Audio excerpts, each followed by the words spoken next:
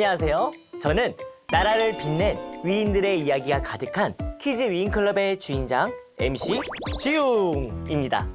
이렇게 만나 뵙게 되어 정말 반갑습니다. 네? 오, 위인들의 이야기가 너무 궁금하시다고요? 그렇다면 아주 잘 오셨습니다. 이곳엔 위대한 인물들의 이야기가 아주 가득하니까요. 어떤 위인이든 말씀만 하세요. 제가 딱 알맞은 이야기를 찾아서 생생하게 들려드릴게요. 오, 마침 의뢰인으로부터 메시지가 도착했어요. 오호. 이분이 궁금하시군요. 탁월한 선택이십니다. 자, 그럼 지금부터 오늘의 주인공의 아주 근사한 이야기가 바로 시작됩니다.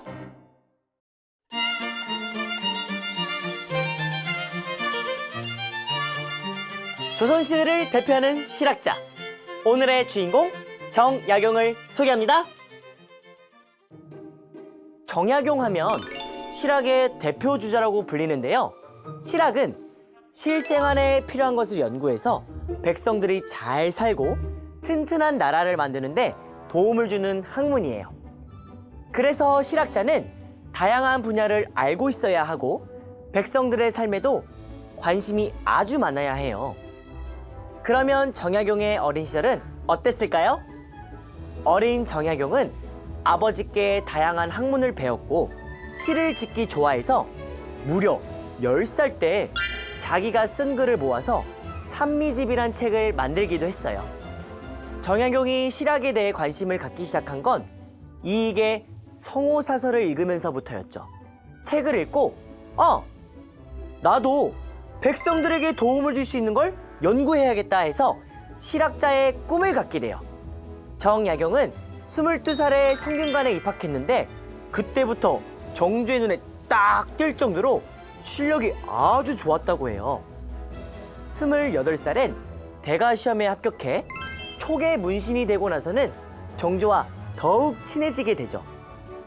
그 무렵 정조는 아버지인 사도세자의 묘를 화성으로 옮기기로 계획했어요. 왜냐면 사도세자가 돌아가실 때 영조의 명으로 뒤주에 갇혀 죽었기 때문에 무덤이 일반 백성의 무덤처럼 작았다고 해요. 그래서 정조는 아버지의 묘를 조선 땅에서 가장 좋은 자리로 옮기기로 결정하죠.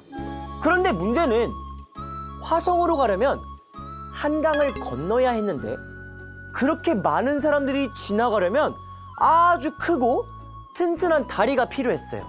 그래서 정조는 평소에 믿음직스러웠던 정약용에게 명을 내리게 됩니다.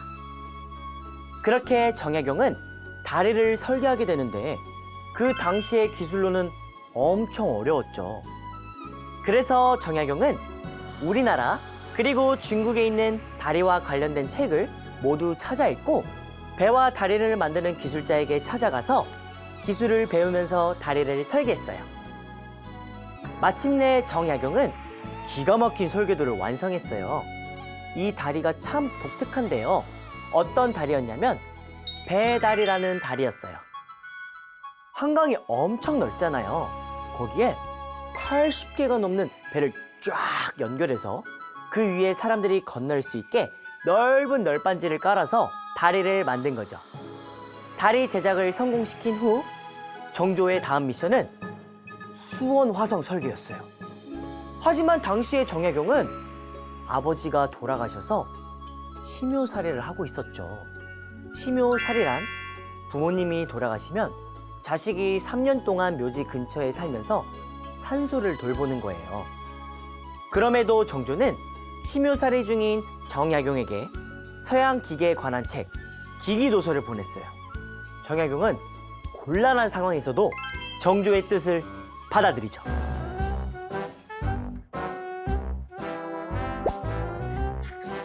이거 서양의 과학책 아닌가? 전하께서 이렇게까지 하시는 걸 보면 수원 화성에 대한 큰 계획이 있으신 게 분명해. 그래. 이전과는 새로운 도시를 만드시려는 거야. 내가 꼭 도와드려야겠어. 일단 새 도시에 맞는 형태여야 할 텐데. 도시를 발달시키려면 상업이 활발해야 하고, 그럼 짐을 실은 마차가 오고 갈 수 있게 도로를 넓혀야 해. 하지만 이렇게 큰 화성을 지으려면 사람이 아주 많이 필요한데.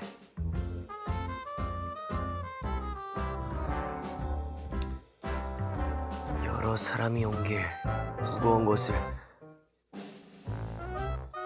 기구가 있으면 한 사람이 옮길 수도 있겠구나. 그래, 도르래의 원리를 이용해서 거중기를 만들면 최단시간에 최소 인원과 비용으로 성을 지을 수 있겠어. 좋아, 이렇게 하나씩 준비해 나가면 왕의 뜻에 합당한 수원 화성이 완성될 거야.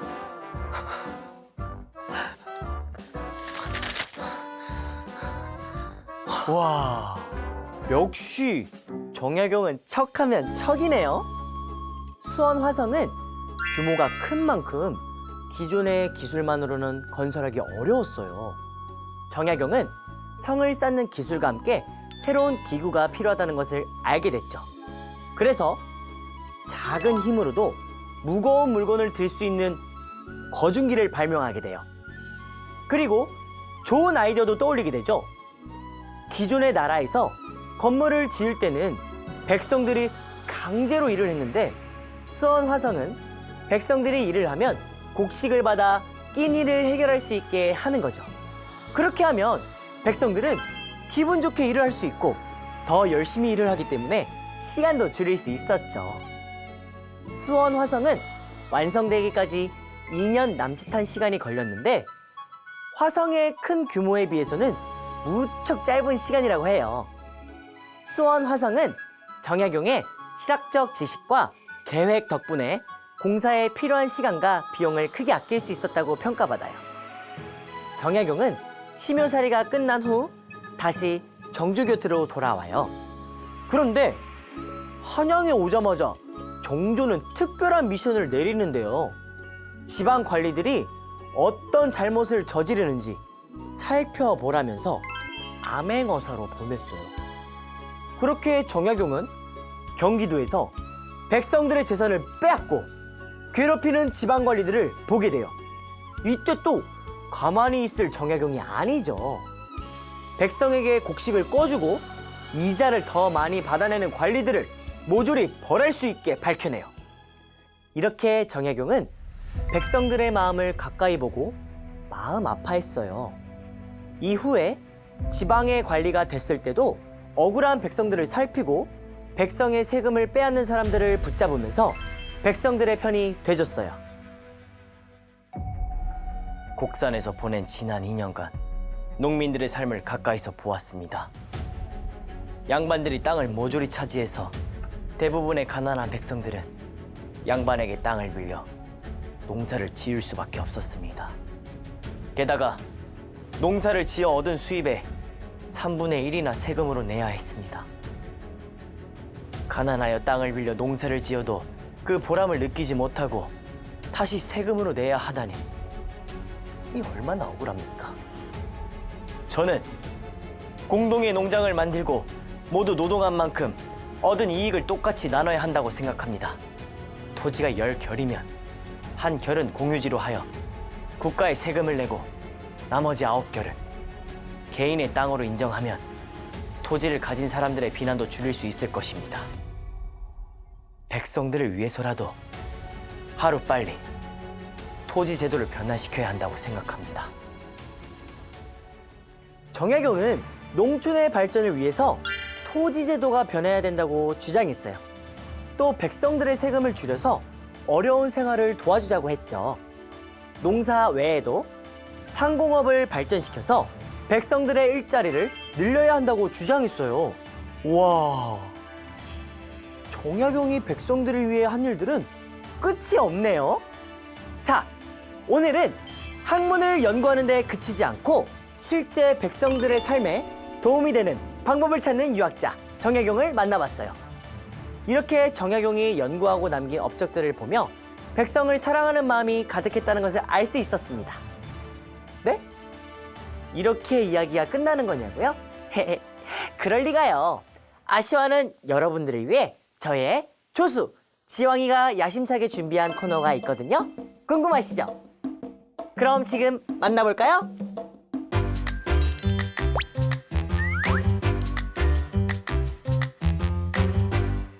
네, 저는 키즈 윙클럽의 저수 지왕입니다. 정약용 선생님의 이야기는 잘 들으셨나요? 이렇게 훌륭한 정약용 선생님도 힘든 시기가 있었어요.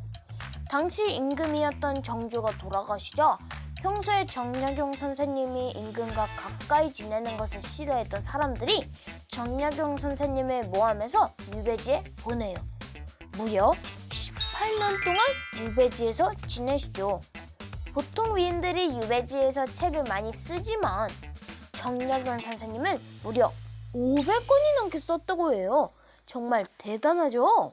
그래서 그 500여 권 중에 정약용 선생님이 쓴 대표적인 책 3권을 소개해보려고 해요. 가장 먼저 첫 번째 책은 경세유표.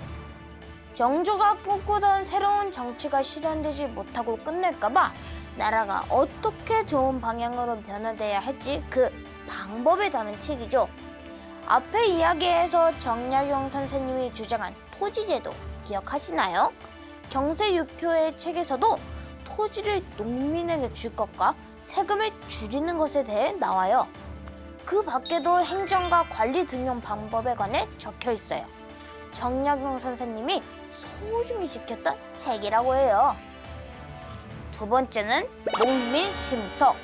목민심서는 정약용 선생님이 암행어사와 지방관리를 맡으면서 올바른 마음가짐을 가진 지방관이 있어야 백성들의 삶이 편안하다는 것을 알고 지은 책이에요. 백성들을 괴롭히는 지방관리들을 보며 그들의 나쁜 행동을 자세히 밝혀서 지방관이 갖춰야 할 능력과 자세를 배울 수 있는 책이에요. 세 번째는 심사예요. 암행어사 출두요! 뭔가 위험 있어 보이는 이름인데요. 이 책은 조선시대의 형법을 다룬 책이에요. 지금으로 말하면 각종 사건들과 그에 얽힌 사람들이 몇 년 동안 감옥에 있어야 하는지에 대한 글이에요. 또한 자신이 관직에 있을 때 다른 사건에 관해서도 적혀 있어요. 오랜 유배 기간 동안에도 수많은 책을 남긴 정약용 선생님. 이 책을 통해 정약용 선생님은 조선 후기의 실학을 체계적으로 만든 실학자로 오늘날까지 평가받고 있어요. 정말 대단하죠? 오늘 키즈 위인클럽은 여기서 마치도록 할게요. 다음 시간에는 과연 어떤 위인을 만나게 될지 기대해주세요. 그럼 안녕!